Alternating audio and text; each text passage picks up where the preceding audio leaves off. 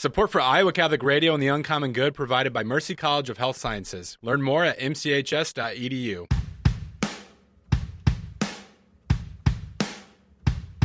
Welcome, folks, to the Uncommon Good with Bo Bonner and Dr. Bud Marr. Every week, diving deep into the truth of Catholic social teaching and restoring all things in Christ. The Uncommon Good is on the air. I'm Bo Bonner. I'm Dr. Bud Marr. We are coming to you from these United States of America, here in the middle of the country. Good old Iowa, the Des Moines Diocese, but Iowa Catholic Radio servicing more than just the Des Moines Diocese, mostly, I think, southwestern Iowa, but all over the place. If you're hearing us, it's wonderful to have you with us, whether that be through the airwaves on Iowa Catholic Radio, on live, iowacatholicradio.com, the Iowa Catholic Radio app, or all of our good podcast listeners. Thank you for listening to the show. My name, of course, Bo Bonner. And what do I do? Well, other than this radio show and running around with my family, I work at Mercy College of Health Sciences, who underwrites our show. I'm the senior advisor for mission initiatives out there and the director of the Center for Human Flourishing. And who is this across from me? One Bud Marr. And Bud, what do you do beyond all of the other things, on the radio in your family? I'm academic dean at Mercy College, so get to work with our students, our faculty. Sometimes Bo will grace my office with his presence. It's rare these days, but... We're across the street, and it's hilarious because I think most people who work at a university, any other, at Iowa State, they would consider our offices close, but in Mercy College, I'm like, well, he's across the street. Across the street, they do have a crosswalk now with a light that you can press, but it is still a little bit of a game of Frogger across 6th Avenue. That's one of the two most busy roads in Des Moines, right? 6th and 7th Street? Yeah, and it's wide. It's almost like highway wide, but I loved Frogger as a video game, not so fun in real life. You grew up thinking that, I could do this as a profession, as an adult, and then not so much when you live through it. But if I did get hit by a car while crossing the street at Mercy College of Health Sciences, there'd be plenty of healthcare professionals ready to help me out, including... That segue might have been a little much. Yeah, well, let's point out that, also, that's never happened since any of us have been here. To attend it's an Mercy extremely College of Health safe Sciences. college. So, since they're underwriting our show, but one of the things I want to talk about that really stands out about Iowa Catholic Radio, Mercy College, is its safety track record. Very safe. We have to publish that each year, the safety track record, and it's very much. You can go check out. We're not lying. Extremely safe. It's not really Frogger. You're the king of segues, and I'm jealous about it, so I saw an opening, but I'll have to keep practicing. What's the website again? mchs.edu, where we're laying out your path, and hopefully even the path to getting your degree is nothing like Frogger either.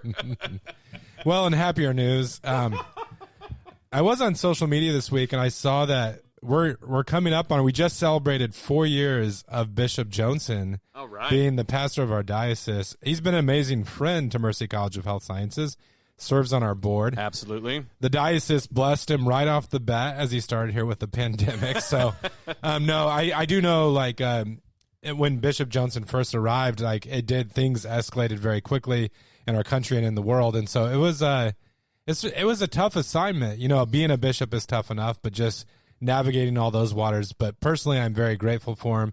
Here at Mercy College, we're grateful for him and the leadership that he shows on our board. So kudos to Bishop Joensen for 4 years, and be assured of our prayers, Your Excellency. I'm sure that he's tired of seeing you and me at everything he does. So, he's like, I'm on the board, and then here we are, and I'm on Iowa Catholic Radio. He has to share, our mugs are up on the same posters as his. So, you know what? I don't go bike riding as much as he does. That's his thing. So, but I don't think you do long distance biking either. So that can be the bishop's thing that we're not involved in.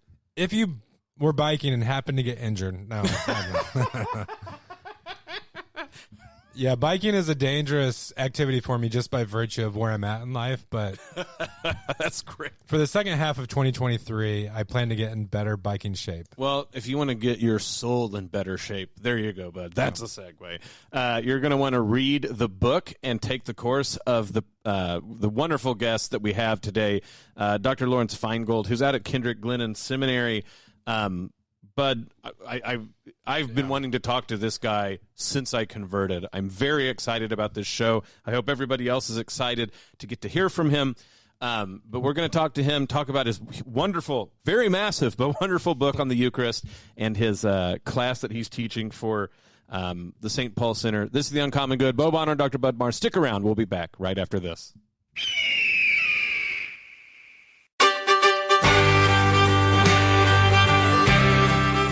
We're back with The Uncommon Good. Bo Bonner and Dr. Bud Marr joining you this week. Thank you for listening to the show. It's wonderful to have you here with us. Today we have a special guest, but I'm going to turn it over to you to introduce who we are interviewing for the show. Yes, our guest today is Dr. Lawrence Feingold. He's Associate Professor of Theology and Philosophy at Kendrick Glennon Seminary in St. Louis. He earned his doctorate in theology from the Pontifical University of the Holy Cross in Rome, and is the author of The Natural Desire to See God, according to St. Thomas Aquinas and his interpreters, and a 3-volume series on the mystery of Israel and the Church. He's also written a book, which is our topic today, on the Eucharist, Mystery of Presence, Sacrifice, and Communion. Dr. Feingold, thanks for being with us. Well, thank you for having me. It's a pleasure. You're affiliated with the St. Paul Center out of Franciscan in Steubenville, and they're kicking off a series of courses that lay faithful and committed Catholics around the country can plug into. The title of your course is on why Christ instituted the Eucharist. And to kick off our conversation today, we were hoping you could start with just that question precisely: why our Lord instituted the Eucharist. Okay, I think that's a great way of approaching all the mysteries of the faith, is to ask the why question, because so many Catholics fall away from the faith because they never find good answers to those why questions. And so with regard to the Eucharist, why did Jesus institute the Eucharist? And why did he do it when he did, the last night of his earthly life? And so I think the context, the last night of his earthly life, helps us, because Jesus God becoming man, John the Baptist identified him as the bridegroom. And Jesus himself spoke of himself in that way when he was asked, why don't your disciples fast like the Pharisees or the disciples of John the Baptist? He said, well, can they fast when the bridegroom is with them? And so Jesus is the bridegroom. The church is the bride, right? St. Paul develops that in Ephesians chapter 5 and other places. And so to understand the Eucharist, we have to understand it as the sacrament of Jesus the bridegroom, who loves his bride, the church, and knows that he is about to die for her on the next day, Good Friday, and yes, rise from the dead, but leave this world with his sensible appearance on the ascension. And so, as any bridegroom would want to do, he would want to find a way to remain present to his bride. Right? Spousal love involves presence, and then spousal love involves sacrifice, right? As anyone who's married knows, and of course we know also from our own parents, married life, part of its glory is that it also is a way of the cross, right? And it's all the little sacrifices that we make for our families, for our loved ones. And then spousal love also involves total self-gift, giving oneself to the beloved. So we can think of it here with 3 prepositions, to dwell with the beloved, to sacrifice for the beloved, and to give oneself fully to the beloved. And so Jesus instituted the Eucharist to accomplish all of these 3 things: to remain with us, to give himself for us. All right, he did that 2,000 years ago, but to enable us to be present at it in mystery and join in it. I'll explain more about that in a few minutes. And then to give himself totally to us in Holy Communion. And so these 3 purposes are how I structured both the book and the corresponding course of the Emmaus Academy on the Eucharist. So presence, sacrifice, and communion. No, and that those three purposes. Yeah. Yeah, that's really great, Dr. Feingold. And interestingly, all three of us on the conversation today are converts to the faith. I know you come from a Jewish background, seeking like a more personal angle to some of this. Could you share with our listeners what was it about Catholicism, maybe precisely the Eucharist, that first drew you to consider, that unique pathway? Okay.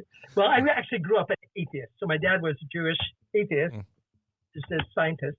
And so I didn't practice any religion until I was 29. But I knew about Judaism from my family, but my family wasn't, we never practiced. Yeah. And so it was actually Christian art that led me to the faith over a long period of time, over 10 years, starting first year of college. I took an art history class and fell in love with Christian art.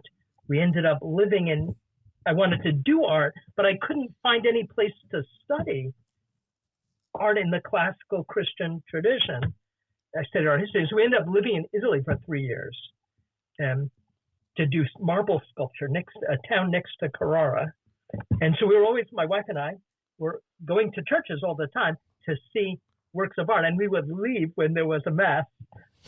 So that was our kind of introduction. But the tipping point, so it remained still intellectual. And the tipping point was after living in Italy for 3 years, my wife was pregnant with our son, and several things. First, it hit me, I didn't have anything to pass on to him. That bothered me. And then about 6 months into the pregnancy, my wife had this terrible anxiety in which she said one day that she didn't want to live. And that's what really hit me. I had just assumed we could fulfill one another. And what that experience showed me is I wasn't able to love her the way she needed to be loved. I wanted to run away from the problem. And it hit me that there was a hole, I was thinking, in her heart that was too big, right? Simply for me to fill or any other human being. And if there wasn't God the Father who loved her in that kind of a way, life doesn't make sense, and that couldn't be. So I wasn't thinking, that was my reasoning. Yeah. I never prayed in my life, and it hit me. I need to pray, to ask him, the Father, to teach me to love. That was kind of so the next day I got on a train. I thought I'd go to Florence and pray in the cathedral. And before I got there on the train, I felt it was one of those Holy Spirit moments. I felt moved to pray for the first time. And this wasn't for me. Teach me to love and to be a light unto others. And so I had left Jesus out of it. And of course, I didn't know anything about the Eucharist, but except from art history. But what happened right then was I felt the words of Psalm number 2, which is similar to the baptism of Jesus, that came to my mind. You are my son. This day I've begotten you, or you are my son in whom I'm well pleased. And I just understood that was being said to Jesus, the Son, and to us in him. So that was kind of our way. And so I came back and I told my wife about it afterwards. And so we ended up going to church the next Sunday. And fortunately, we were living in Italy, so our local church was a Catholic church, a Romanesque church from the 10th century. And so we went to Mass, and we didn't understand much, but it was Good Shepherd Sunday, fourth Sunday of Easter. It was a very simple homily on the Christian vocation, the married vocation, priestly vocation. And even though we didn't understand about the Eucharist, I was very moved during communion. The person next to me, when she went up to receive, was an old lady.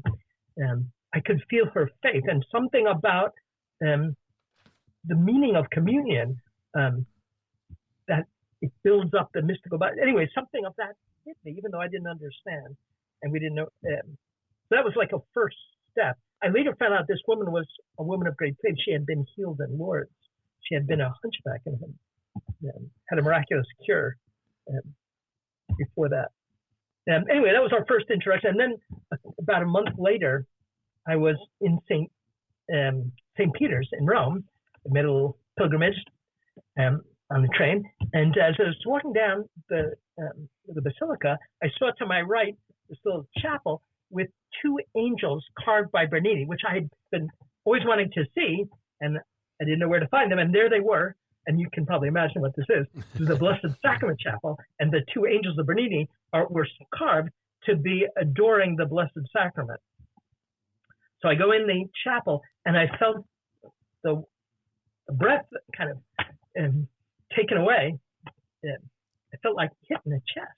And I look around, and I see that, yes, there's this monstrance on the altar, and people adoring. And I went in and started to pray, and I was profoundly moved, even though I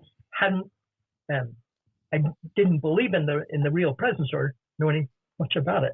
Anyway, that was the beginning, and then later we did instruction. We entered found an Anglican priest in Florence, and were baptized in the Anglican Church together with our baby. But after reading John Henry Newman, a couple months later, kind of browsing in the British Library in Florence, I picked up a Newman reader. We entered the RCIA back in the U.S. and entered the Catholic Church the year after. Part of what happened was we had actually fallen in love with Catholic culture, and in some way with the Eucharist and with Our Lady in ways that we didn't fully realize. Yeah. And so the Anglican experience quickly left us unsatisfied. Anyway, so we came into the church in 1989, the following year. That's just a very typical story. You're in Rome studying art. No, I'm kidding. That's a fantastic convert story. So, Dr. Feingold, Bo Bonner here. I want to first of all thank you. In my own conversion, when I was out at seminary, Protestant seminary, I was under Reinhard Hutter at the time, and was taking a course on. I'm blanking on a very obvious name here. Sorry, but the Nouvelle Theologians, and we read your book on natural desire, and that was a very important part in my life of going ahead with becoming a Catholic. And so I want to thank you for that.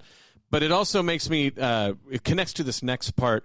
It's always fun when people you look up to and people who've wrote books that you really respect end up saying similar things you do. So I wrote an article a while ago about the fittingness of the sacraments. And so when I saw the first of your book, I was elated because that means 5 years later, you confirm something that I was thinking is very important. So I really hope that you don't mind speaking at least briefly about that.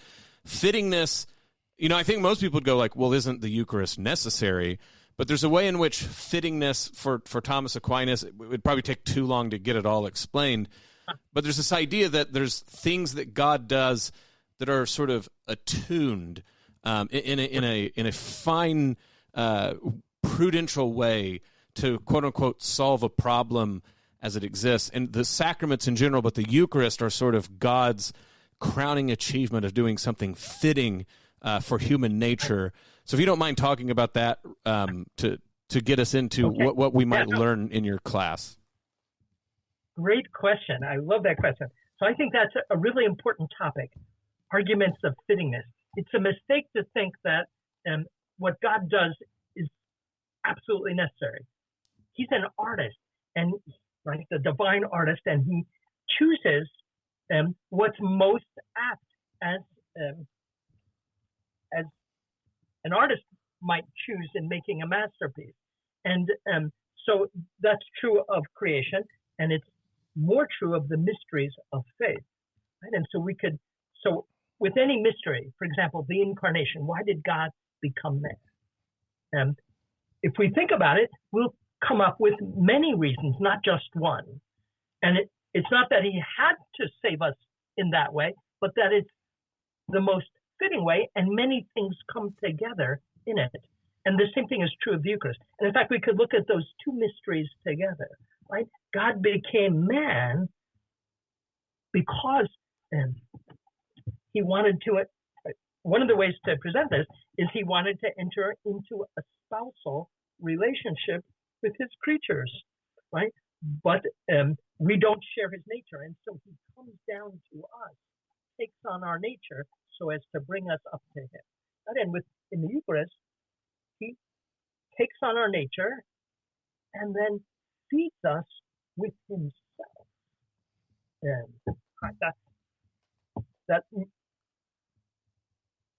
it's fitting this is over the top, right? And that's going to be true of, he does things that, yes, are supremely fitting, but with the logic of superabundance. And so he shares our nature. He dies for us, and he gives us a share in his nature, right? So there's a kind of exchange. So in the Eucharist, that exchange of places, he takes what is ours so as to give us a share of what is his. So he takes what is ours in the Incarnation, he feeds us with it so as to give us a share in his divine life. So that's the mystery of communion. But even before that, by taking our nature, he enables us to have a relationship with him that is fitting for human beings, to encounter him in a place. And so we're bodies, we live in place, and so he took on our nature so he could be found in a place. He left this world of his visible presence at the Ascension, but still wanted to enable us to encounter him in a place. And again, the superabundance. In Israel, he gave to the Israelites a place, right? That was the Holy of Holies, the temple in Jerusalem. But there was only one place, and that place got destroyed. And so in the Eucharist, Jesus gives himself to us in a place that's made present wherever there's a Catholic priest and a Catholic altar and a Catholic tabernacle, so that we can find him there. So that's the presence. And then even more, again, in the logic of superabundance, he became man to die for us, to offer something more pleasing to his Father by way of satisfaction for human sin than all sin was displeasing. And that's another reason he became man, so as to offer himself in sacrifice on Calvary, being crucified. And yet, again, there's a logic of superabundance. We weren't there, and he not only wanted to die for us, but make it possible for us to encounter that event, become present at it, like Mary, who was at the foot of the cross, and John, and Mary Magdalene, and Mary of Clopas, and to offer ourselves with him in the sacrifice of the Mass. And there's a lot more to say about that point. So the Eucharist is fitting in these three ways: presence, sacrifice, and communion. And any one of them would be over the top, inconceivable. And all three together, triply so. Yes, I think that's... keep going. I'm sorry. Yeah, so we can speak of three mysteries in the Eucharist: the mystery of the real presence, the mystery of the sacrifice of the Mass, and the mystery of Holy Communion, in which we receive him whole and entire. And each one. Mm-hmm. I'm sorry about that. Yeah. So I think for people too, it's important. We're getting ready to go up to the first break here, but when we think about necessary, you said this at the very beginning, that Jesus didn't have to do anything. God didn't have to do anything for us. He didn't have to create us. Jesus certainly didn't have to do A, B, or C for our sake. Necessity, in a very strict sense, is what must occur for a reality to be present. So fittingness starts to be, like you said, this wonderful way. I love how you said this. God is an artist who finds just the right way to sort of sing the necessary song, create the beautiful thing just as it is. But there's also the idea, of course, that we're flesh, and so this is sort of the big arguments against all Gnostics, all Manichaeans, anyone who wants to make Christianity too spiritual, is that it is the very fleshiness of the sacraments, but particularly the Eucharist, that is fitting. And also the case, even though this seems like very mysterious, that Christ continues his sacrifice, his pouring himself out in the Eucharist, because to this day, right, we can go receive unworthingly. You know, Christ didn't stop being, as it were, vulnerable and pouring himself out. Even in the Eucharist, he continues at that day. And so again, you're making the point about the spousal relationship, that God wants to have and is willing to have to us through the Eucharist. Like I said, we're coming up to the break, so I'm going to throw us over there here in a second. I want to point out to people that this book, the Eucharist, first of all, if you have like a scorpion in your room, this book is big enough to kill it. It's awesome. And that's also because it spans so much. We've only talked about the very first part of this book, and I've been intrigued and very pleased by the entire idea. It's going to be interesting for anyone who wants to take the class from you. But again, it's the Eucharist, Mystery of Presence, Sacrifice, and Communion, Lawrence Feingold.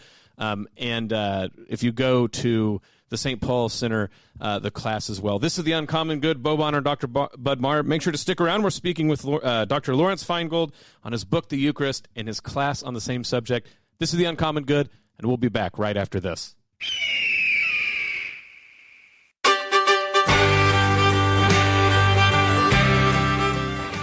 Back with The Uncommon Good. Bo Bonner and Dr. Bud Marr joining you this week. Thank you for listening to the show. It's wonderful for you to be here with us. Bud, if you don't mind reintroducing our guest and kicking off the second segment. Yeah, our guest today is Dr. Lawrence Feingold. He teaches at Kenrick Glennon Seminary in St. Louis, my old stomping ground. So great to have a guest on from St. Louis. Has written on a number of subjects. Recently, he's launching a course through the St. Paul Center. I think the easiest way for our listeners to find that is just to do an internet search for St. Paul Center, and then the name of the institution is the Emmaus Academy. So think about our Lord's journey with two disciples on the road to Emmaus. So the Emmaus Academy and the St. Paul Center has all sorts of wonderful offerings on there. Thanks again, Dr. Feingold, for being with us. Thanks for having me.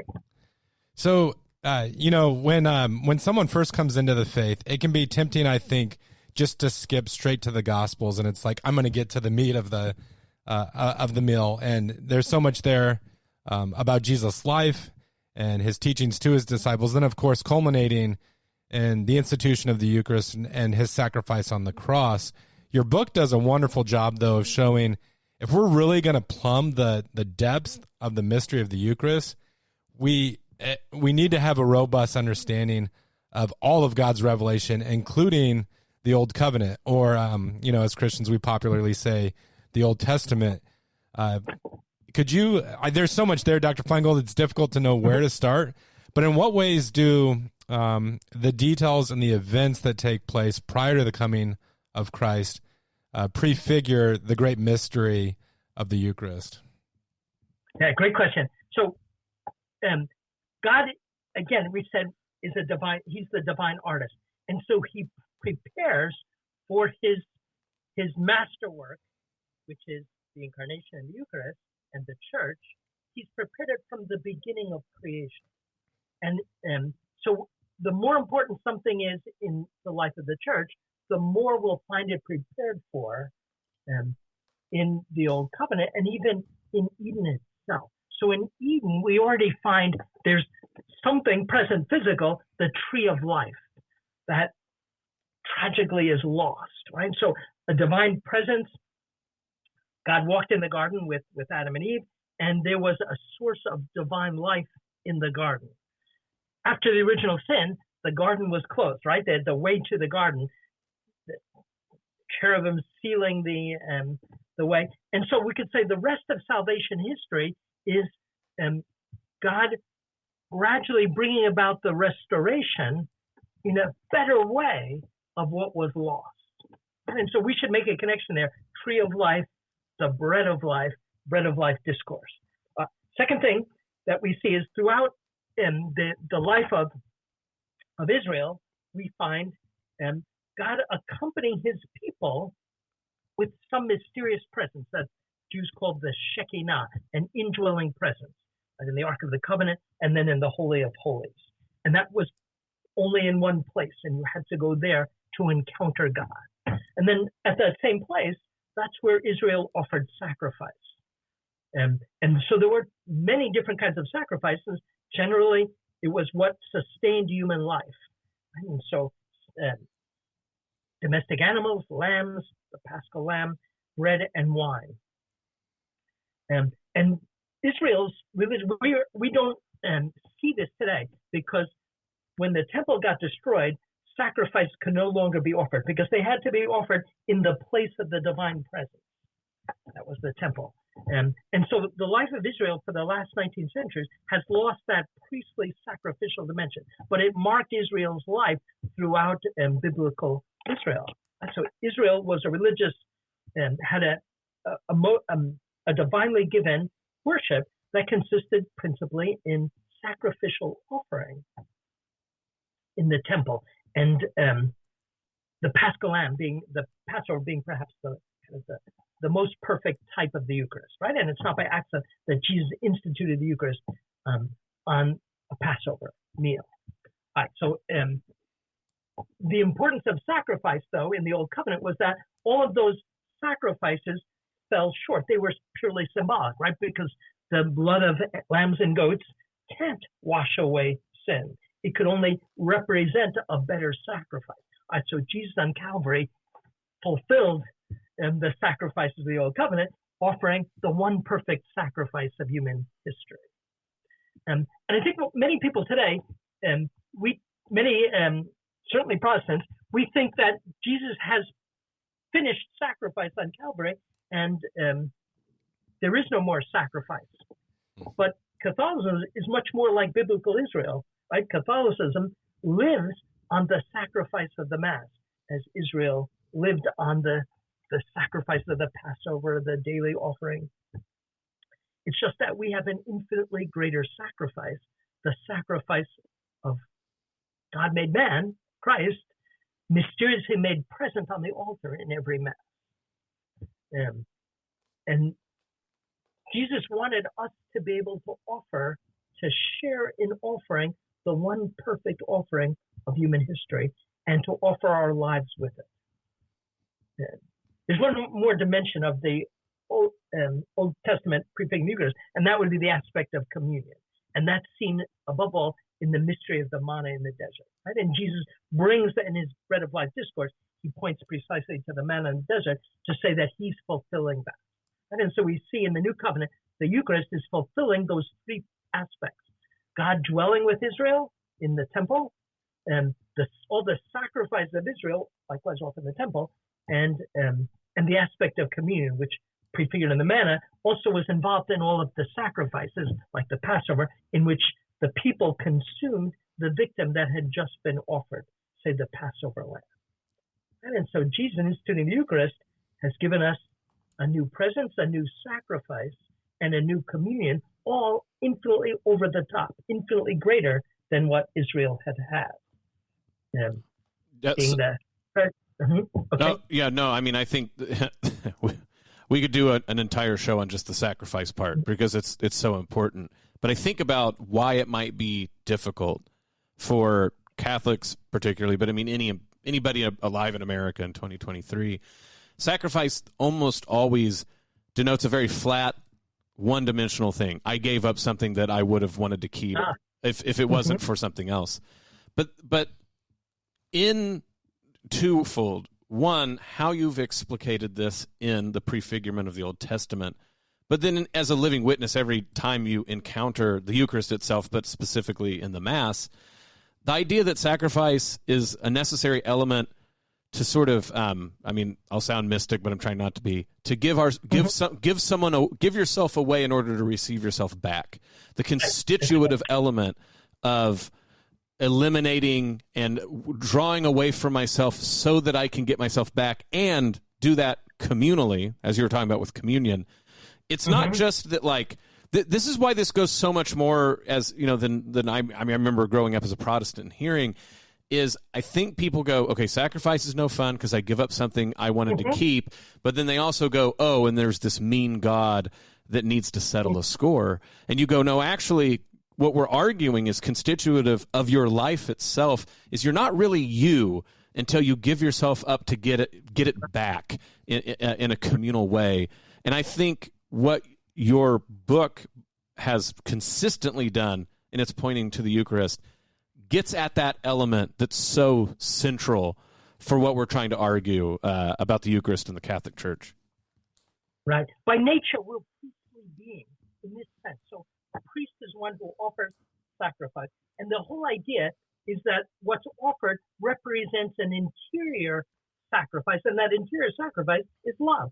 It's of the nature of love to want to give oneself to the beloved. And if we love God with all our heart, mind, and soul, it's natural that we would want to give ourselves back to him. But yet the problem is, what can I give to God who has everything?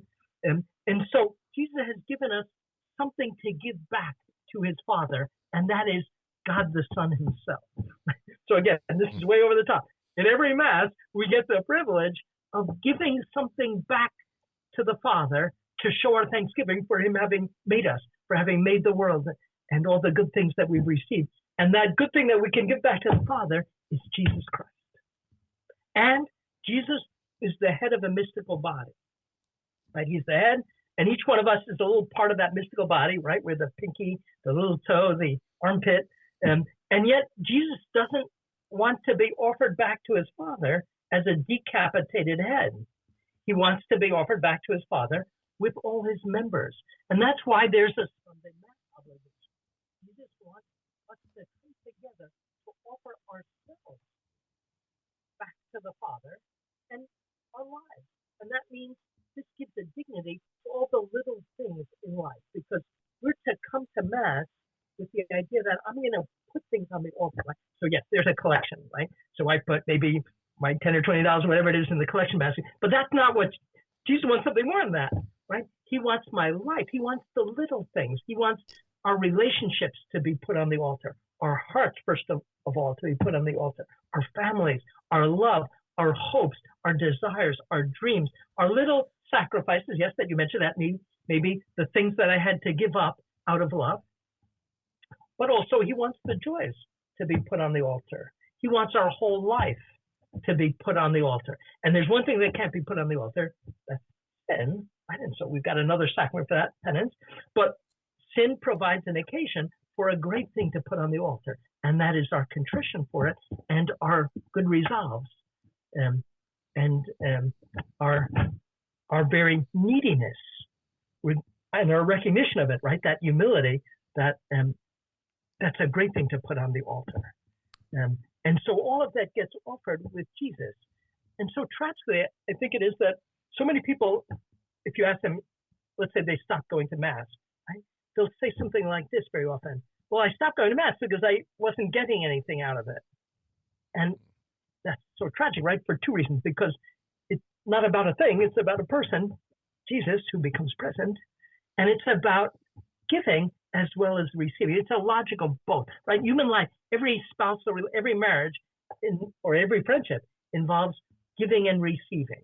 And so the Eucharist involves both, right? So there's the aspect of giving. That's how we participate in the sacrifice. But of course, Jesus knows that we're poor. And so he gives himself totally to us in Holy Communion. So we could say the Mass has got these two dimensions, and two vertical, ascending and descending. But again, it requires catechesis and faith to see it. So the ascending is offering my life. But my poor life needs some help. It needs more love. And so Jesus gives himself to us whole and entire in Holy Communion to nourish us in that greater love, so that we can then live our life, our kingly and prophetic mission out in the world with the greater power of love that he's fed us, nourished us with in Holy Communion, so that we can then the next Sunday, or if we go to Mass more frequently, the next day, offer ourselves again. And it's so beautiful to me that we got many chances, right? Because in Mass goes by, and so often I'm distracted. I receive Jesus, and yet I can't fully take in what I've just received. I've just received God made man. With all of him, I've received this Sacred Heart. And so we get many chances day after day, week after week, so that we can grow in a life. So I like to, so at the conclusion, I speak a little bit about a Eucharistic life. And that phrase is from Pope Benedict, and a great document that he wrote on the Eucharist called the Sacrament of Charity, Sacramentum Caritatis. And he speaks about living our life Eucharistically. So that means literally in thanksgiving, right? But to live it in thanksgiving by participating in these two motions of offering ourselves and then receiving Jesus being nourished, so I can live life in service, in love, and prophetically, right? Being a witness of Jesus, and then offering that in our next Mass. So my next question kind of veers into potentially more like stepping on people's toes territory. So if you want to punt it to Bo, that's fine. But recent studies have indicated that there might be a fair number of Catholics who go to Mass but maybe don't believe or affirm what the Church teaches about real presence. And I'm wondering, especially since you're so close to educating seminarians and, you know, kind of like on the front line, so to speak, do you have any thoughts on what's maybe precipitated that crisis of Eucharistic faith? And I guess more positively, do you see signs of hope in the young men who are preparing for the priesthood today? Great signs of hope. Nothing better for affirming one's hope than to work in a seminary today. Seminaries are fantastic places in which we see that God doesn't stop calling young men, and they respond. And the state of seminary is actually very good today, much better than it has been in previous decades. So, so that's a great point of encouragement. But with regard to, it's always difficult. I mean, the real presence involves the very nature of faith, and that is to firmly adhere, to firmly hold what is unseen.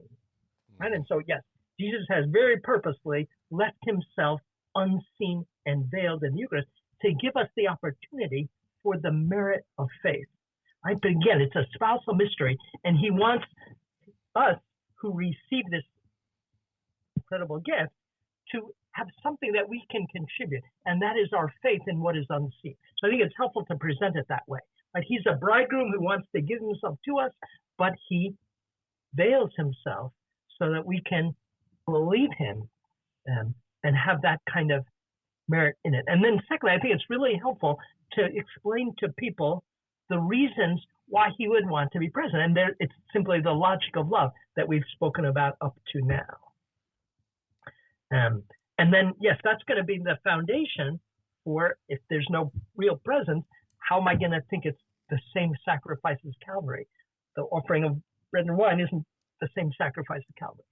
So that will also be lost. And then how will it be Jesus feeding me with his whole self? Right? If I don't, so the belief in the real presence is the foundation for seeing the whole logic of love that's present in the Eucharist.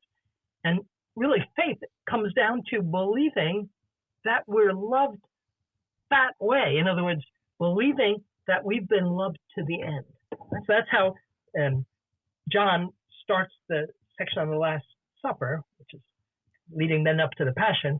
Having loved his own in the world, he loved them to the end.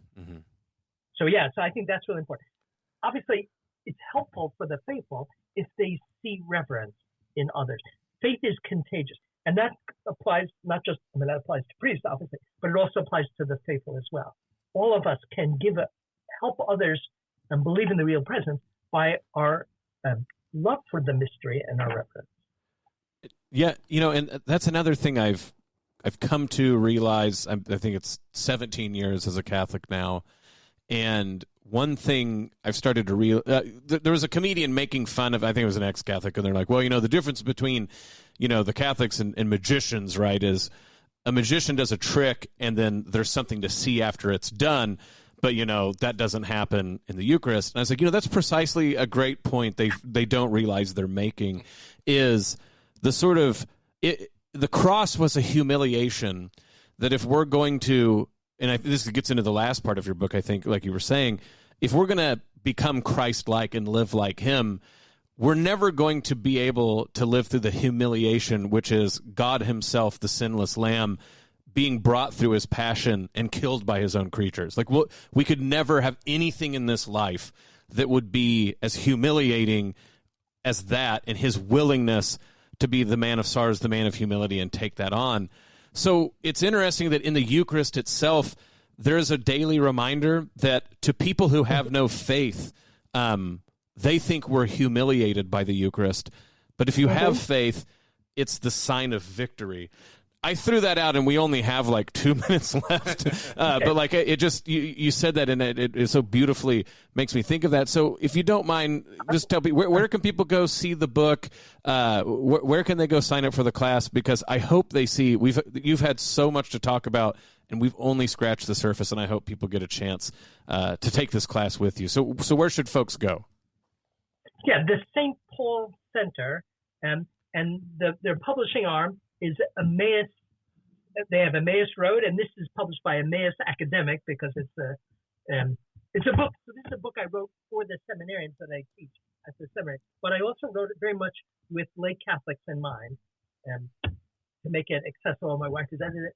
And then there's the course, likewise, the St. Paul Center for Biblical Theology, and Emmaus Academy they've been putting out a series of courses that are very approachable. So taking dense books and making them into a course. So this particular course on Eucharist has 12 segments of about 30 minutes, 30 to 35 minutes.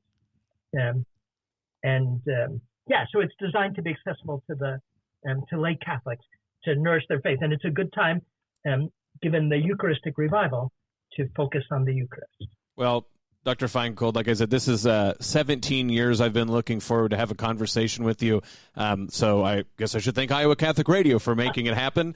I hope people go take advantage of this series. And once more, thank you for coming on the show. Thank you for having me. Great pleasure. This is The Uncommon Good. We'll be back right after this.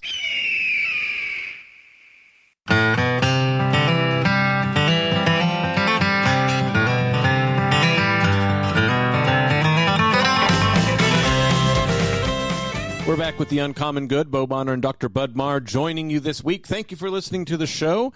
Bud, I was looking forward to talking to Dr. Feingold for a long time. And I know, let's cut it off at the pass. Sometimes when you get professors, they start lecturing even on a radio show. But if I was going to have someone lecture me on a radio show, Dr. Feingold, A, right up there as people I choose, and B, fantastic content. Yeah. I hope people experienced. I hope they were as giddy about excited about some of the answers as he is doing. That's another thing too. Is we were, of course, he wasn't in studio, but we got to see him on the video screen, and that guy is passionate about teaching about the Eucharist. So, few people better, I think, to start reaching out to the public to start speaking about the Eucharist. He is a wealth of knowledge, Bo, and I think I'm going to have to re-listen to the podcast with a notepad and a pen and take some notes. No, there was so much great stuff there. You kind of stole my compliment. He's sort of the Dostoevsky of theology. His books are massive. What's great about that is he did mention like it's an academic book, and it has an academic price. I think like right now it sells for about $60 cover price, which feels like a commitment. But the great thing about this book, I will say, is like you can spend, I think, months and even years sort of like studying it. And it really is like, he said he wrote it in part with the lay faithful in mind. Like, I think it's accessible, but like you'll get your money's worth. It's kind of like the difference between going to those fine dining restaurants where it's like there's just, an inch of food versus what you get at, I don't know who serves big courses in Des Moines. The Machine Shed. Are we supposed to say people who aren't? We should be careful. Yeah, that's true. So a place, well, you know what? I'll just put it this way. A restaurant near where John Paul II held Mass in Des Moines. There you go. I'm with you on this one. Guys, usually you go, there's no way a book's worth this. Just go look at the table of contents. This is like 6 books in one. Yeah. I'm not even lying. Like, he has a whole section where he just goes through and says what the saints say about the Eucharist, which would be worth a price of a book's admission, and it's just one section of what he's up to. It's very good. But if you want to join us in our prayer life here at Iowa Catholic Radio, please do. We pray the Rosary on air at 6 a.m. and 10 a.m., the Chaplet of Divine Mercy at 2:55 in the afternoon. You can also download and use the Iowa Catholic Radio app to pray the Rosary anytime, anywhere. And if you want to make sure to keep up on what Iowa Catholic Radio events are occurring, you can do that at iowacatholicradio.com. Just to name a few that are coming up, July 27th through the 29th in Minneapolis, Minnesota, the 42nd Annual Chesterton Conference, Chesterton and St. Francis, something to go check out. We also, we're starting to get, Bud, it's coming up sooner than we think. In August, all the state fair jazz, not literally jazz, state fair stuff that we're doing. So on August 10th at 8 p.m. at the Iowa State Fair for King and Country with special guest We the Kingdom. August 20th, again at the Iowa State Fair at 8 o'clock, Kane. September 8th out at West Des Moines, St. Francis of Assisi, we're going to have the Man Up West Power Lunch. In November, the 15th anniversary Footprints of God Signature Pilgrimage, Father PJ and Matt are going to run around the Holy Land, so that's pretty cool. Then, of course, December 8th, we have our big celebration at 6 p.m., Embassy Suites, downtown Des Moines, dinner in December with Dr. David Anders. Please go online to make sure to check that out. Bud, this is a ministry that's not just you and me or the people on the mics, behind the boards, behind the desks. It's very much everyone that's out there as well. This is not possible without your prayers and the time that you give us, but your treasure, it is important to make this go. So if you're thinking prayerfully about donating to Iowa Catholic Radio, you can do so on iowacatholicradio.com, the Iowa Catholic Radio app, or 515-223-1150. Thank you for supporting our show.